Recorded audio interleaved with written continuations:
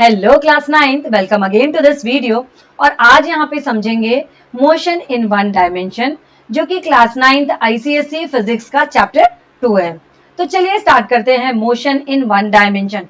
One dimension means जब movement या motion कहाँ पे हो, एक सरफेस पे हो, स्ट्रेट लाइन सरफेस पे हो, तो उसे हम बोलते हैं वन डायमेंशन मोशन। तो वन डायमेंशन मोशन को स्टार्ट करने से पहले यहाँ पे कुछ टर्म्स को समझते हैं जो कि मोशन को डिफाइन करने में हमारी हेल्प करेंगी। तो सबसे पहले यहाँ पे हम देखेंगे क्वांटिटीज को, उसके बाद देखेंगे रेस्ट एंड इनर्शिया को, वेलोसिटी एंड स्पीड को देखेंगे, एक्सेलरेशन एंड रिटार्डेशन को देखेंगे। तो यहाँ पे धीरे धीरे हम इनको वन बाय वन डिटेल में समझते हैं। तो चलिए स्टार्ट करते हैं। सबसे पहले लेते हैं क्वांटिटीज। तो क्वांटिटीज क्या होती हैं? The quantities which are measured are called physical quantities. सबसे पहले अपन समझते हैं सम टर्म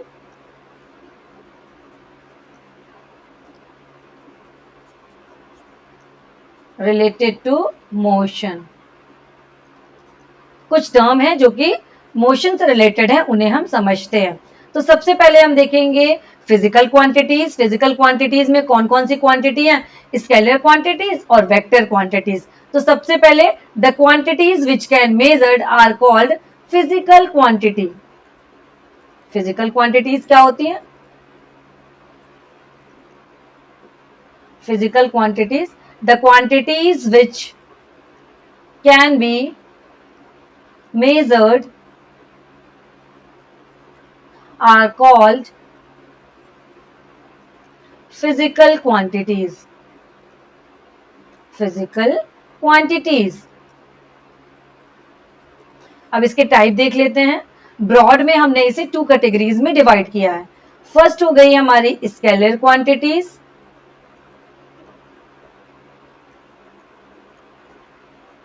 सेकेंड हम देखेंगे इसमें वेक्टर क्वांटिटीज।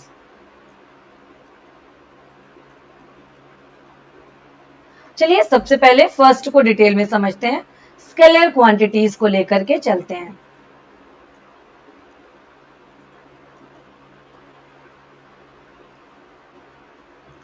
कुछ क्वांटिटीज हैं जिसको मेजर करने के लिए हमको डायरेक्शन की नीड होती है, कुछ क्वांटिटीज है जिनको मेजर करने के लिए हमें डायरेक्शन की नीड नहीं होती। सो अकॉर्डिंग टू डायरेक्शन इन क्वांटिटीज को दो कैटेगरीज में डिवाइड किया गया है, स्केलर क्वांटिटीज और vector quantities. Scalar quantities that means जहां पे हमें किसी भी डायरेक्शन की नीड नहीं हो, उसे हम बोलते हैं स्केलर क्वांटिटीज। फॉर एग्जाम्पल, अगर आपको कोई बोले 5 kg sugar, 5 kg sugar, that means 5 kg sugar अपनी पूरी कंप्लीट मीनिंग यहाँ पे कंप्लीट कर रहा है। 5 kg शुगर मीनिंग यहाँ पे कंप्लीट हो रही है। दैट मीन्स यहाँ पे टू चीजों का यूज हुआ, दो चीजों का हमने यूज किया। पहली चीज तो क्या हुआ, यहाँ पे हमें दिखी एक यूनिट, केजी लिखी हुई है। अगर हम यहाँ पे मान लीजिए 5 लीटर होता तो यूनिट क्या होती? लीटर। तो यहाँ पे हमें क्या मिला? एक तो मिल गई हमें यूनिट, दूसरा मिला हमें magnitude. Numerical value means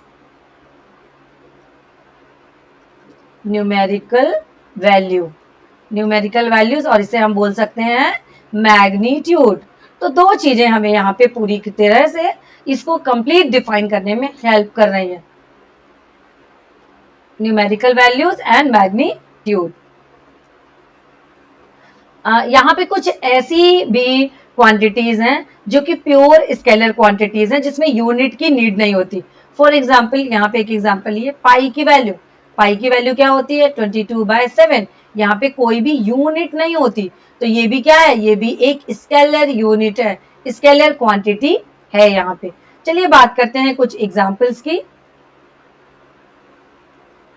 examples of the scalar quantities. So इस क्या होगा? मास है। मास को डिफाइन करने के लिए हमें सिर्फ और सिर्फ न्यूमेरिकल वैल्यू और यूनिट की नीड होती है। उसके साथ हो गया लेंथ, लंबाई कैसी भी हो सकती है, इसमें हमें डायरेक्शन की नीड नहीं होती है। Then time, distance,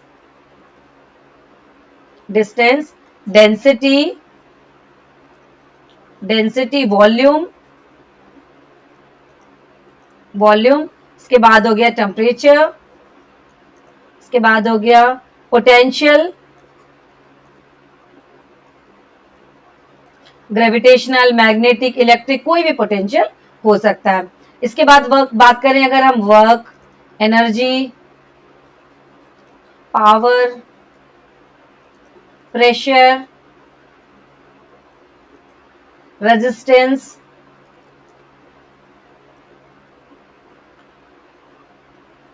mechanical advantage,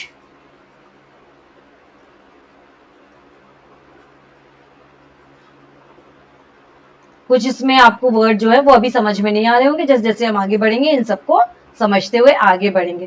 तो ये कुछ एग्जाम्पल्स हैं जो किसके एग्जाम्पल हैं, स्केलर क्वांटिटीज के एग्जाम्पल है। अब इन स्केलर क्वांटिटीज को हम क्या कर सकते हैं, सिंपल अरिथमेटिक मेथड के थ्रू हम इसे ऐड कर सकते हैं, सब्सट्रैक्ट कर सकते हैं, मल्टीप्लाई कर सकते हैं और डिवाइड कर सकते हैं।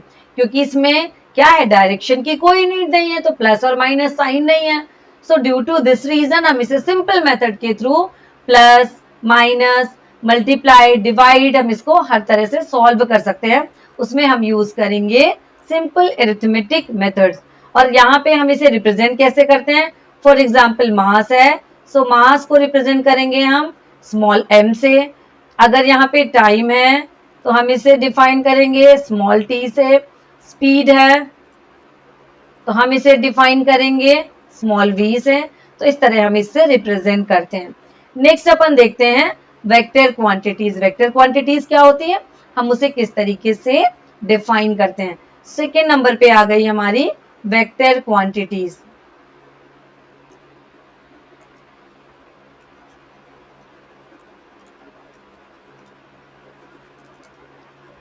वेक्टर क्वांटिटीज, चलिए समझते हैं वेक्टर क्वांटिटीज क्या होती हैं।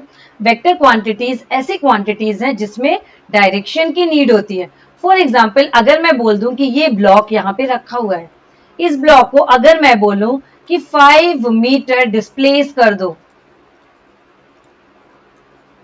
5 मीटर इसे डिस्प्लेस करना है यहां से, तो आगे वाला ये जरूर पूछेगा कि किस डायरेक्शन में डिस्प्लेस करना है, किस डायरेक्शन में डिस्प्लेस करना है।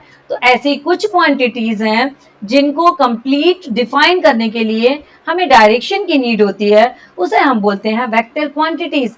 अगर 5 मीटर इसे डिस्प्लेस करना है तो toward the east, toward the west, हमें उसे ऊपर नीचे किस तरफ हम उसे डिस्प्लेस करेंगे, यहाँ पे ये क्वेश्चन आता है।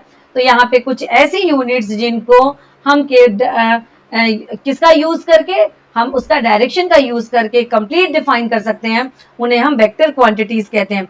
ऐसी क्वांटिटीज के लिए अब इसे अगर मैं बोलूं 5 मीटर टूवर्ड ईस्ट, तो अब मुझे यहाँ पे क्या क्या चीजों की जरूरत पड़ गई। फर्स्ट नंबर पे हो गई मेरे पास यूनिट, मीटर क्या हो गई, यूनिट। सेकेंड हो गया मेरे पास मैग्नीट्यूड, मैग्नीट्यूड हो गया। इसके बाद सेकेंड नंबर पे हो गया मैग्नीट्यूड, मैग्नीट्यूड। थर्ड हमको ये डायरेक्शन की नीड हो गई यहाँ पे। तो ऐसी यूनिट जहां पे हमें डायरेक्शन की नीड होती है उन्हें हम क्या बोलते हैं, वेक्टर क्वांटिटीज। ऐसी क्वांटिटीज जिसपे डायरेक्शन की नीड हो उसे हम बोलेंगे वेक्टर क्वांटिटीज। चलिए देखते हैं कुछ एग्जांपल्स जो कि वेक्टर क्वांटिटीज के एग्जांपल्स हैं।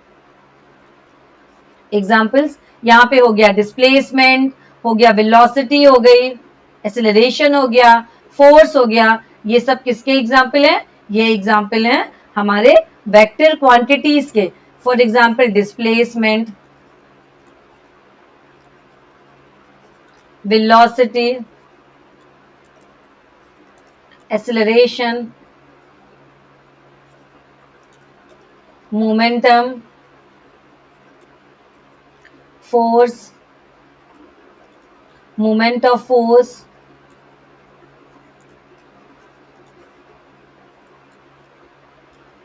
impulse, weight,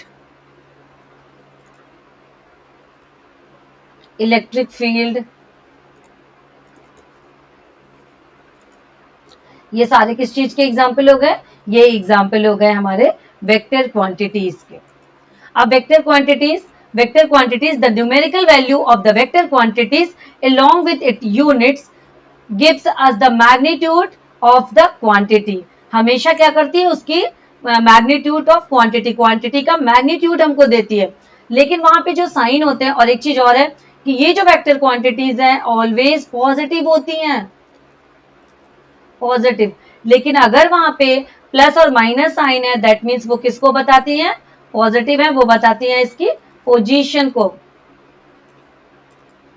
पोजीशन को बताती है या डायरेक्शन को बताती हैं, डायरेक्शन को बताती है। फॉर एग्जाम्पल एफ लिखा, वेक्टर क्वांटिटीज में हम क्या करते हैं, ऊपर एरो से रिप्रेजेंट करते हैं, मीन्स वो वेक्टर क्वांटिटीज है। अगर यहाँ पे एफ और माइनस एफ लिखा हुआ है दैट मीन्स ये कोई फोर्स नेगेटिव नहीं होता, ये इसके डायरेक्शन को बता रहा है। So due to the direction अब हम इसे क्या कर सकते हैं, सिंपल अरिथमेटिक मेथड से हम इसे ना तो मल्टीप्लाई कर सकते हैं, ना डिवाइड, ना ऐड कर सकते हैं, ना सब्ट्रैक्ट कर सकते हैं। तो इसको हमको यूज करने के लिए हमें क्या करना पड़ेगा, इसके लिए डिफरेंट अलजेब्रा मेथड को हम यहाँ पे यूज करते हैं। Different algebra method that means ये हो गया प्लस, ये हो गया माइनस, क्योंकि due to the direction, direction के कारण यहाँ पे क्या होगा, चार्जेस हम लगाते हैं, डायरेक्शन के कारण रीजन से यहाँ पे प्लस और माइनस होता है, क्योंकि इसकी वैल्यू तो पॉजिटिव ही होती है, नेगेटिव कोई वैल्यू नहीं होती, उसके डायरेक्शन के लिए यहाँ पे नेगेटिव से हम रिप्रेजेंट करते हैं। और जैसे ही नेगेटिव और पॉजिटिव अलग अलग हुए हम उसे किससे यूज कर सकते हैं, due to the different algebra के थ्रू हम उसे सॉल्व कर सकते हैं। अब यहाँ पे हम इसे रिप्रेजेंट कैसे करते हैं, वेलोसिटी को, जैसे मान लीजिए कि फॉर एग्जाम्पल अगर हमें लिखना है वेलोसिटी, वेलोसिटी तो ये v और ऊपर एरो, और या तो हम रिप्रेजेंट करेंगे ऐसे v से, या एक्सेलरेशन a, या तो हम इसे रिप्रेजेंट करेंगे a थिक, a लिखा होगा एक्सेलरेशन। तो इस तरीके से हम इसे रिप्रेजेंट कर सकते हैं। तो ये हो गया हमारा स्केलर क्वांटिटी क्या होती है, वेक्टर क्वांटिटीज क्या होती हैं। नेक्स्ट वीडियो में हम देखेंगे रेस्ट एंड इनर्शिया क्या है और इसमें डिस्टेंस को समझेंगे।